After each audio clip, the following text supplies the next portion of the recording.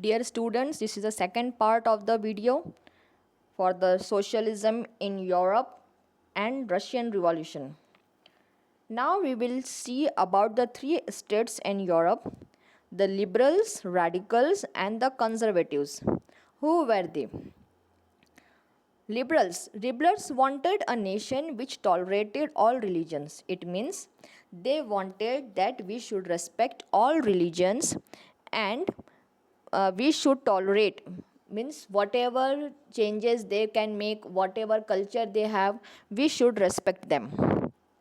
They were against the uncontrolled power of the dynastic rulers. They were not ready to control the power of dynastic rulers. Dynastic means one after another. If the father is the king, then the after him the son should be the king only. Whether the son is able to rule the country or not, but he will only be the king of that country. So this they were not ready to control. They wanted able ministers. Third point, they wanted rights for individuals. For every individual, they wanted rights. So many rights were there: right to safety, right to speak, right to express their opinion, and right to so many rights, right to vote. Everything they wanted. They wanted change in society. They also argued for an elected parliamentary government. It means they wanted that the government should be elected by the people, subject to laws. It means there must be some laws interpreted by a well trained judiciary. It means there must be legal document by a well trained judges, lawyers, and that was independent of rulers and officials.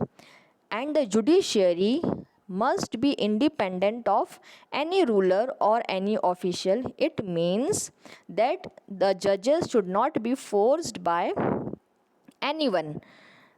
He must be independent, as our Indian judiciary is independent. Next point, they were not democrats. See, when socialism was there, the democracy was not there at that time.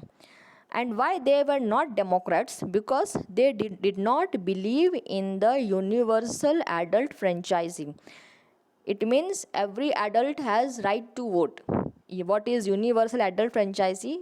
Every 18 years, above 18-year person has the right to vote.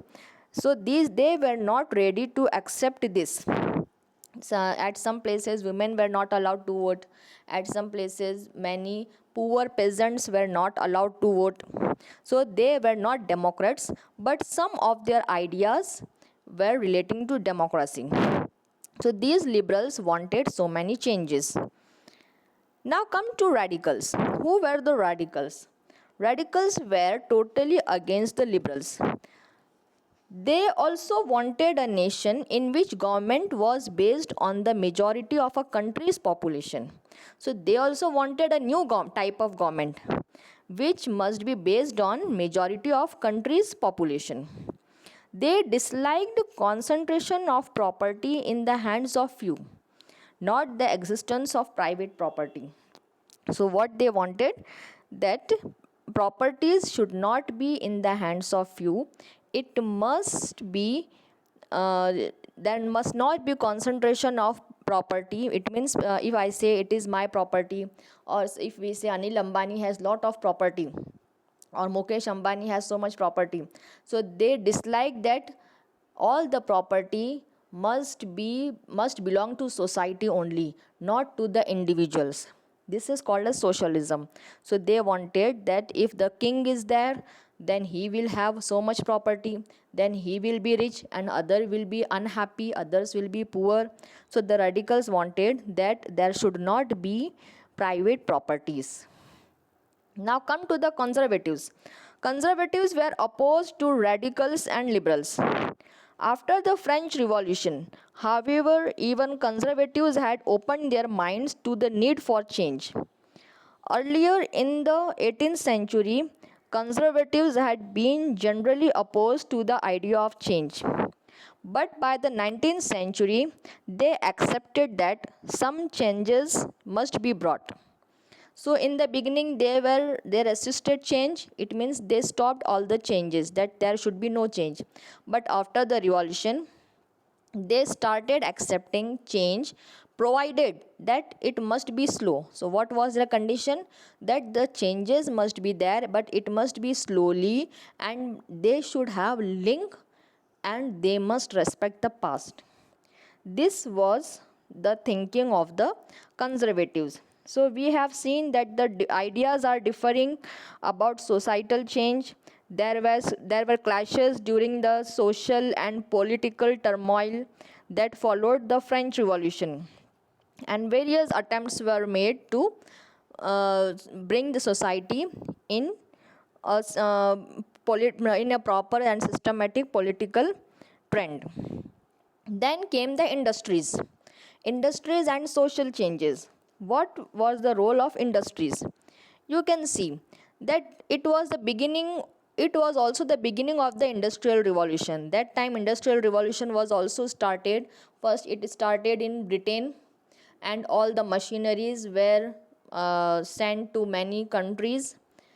So whole world was looking forward towards the industrial revolution, and they all were accepting it. Men, women, and children were pushed into factories for low wages. So men, women, children, whoever were there, they were pushed into factories for low wages. Whenever they had a crisis in agriculture, they went to factories so that at least they can fill up their stomachs. Now, the two parties, liberals and radicals, who were factory owners, felt that efforts must be encouraged so that benefits of industrialization should be passed on to workers. That time what they were thinking, that there must be some more efforts so that the benefits of industrialization must be passed to all the workers, so that all the people would be happy. So in this way, uh, we can see that in society's industrial revolution, everything was bringing change in Europe, in Russia also, and many things were responsible for this. In the next video, we will see how socialism spread in Europe and the ideas of the thinkers. Thank you.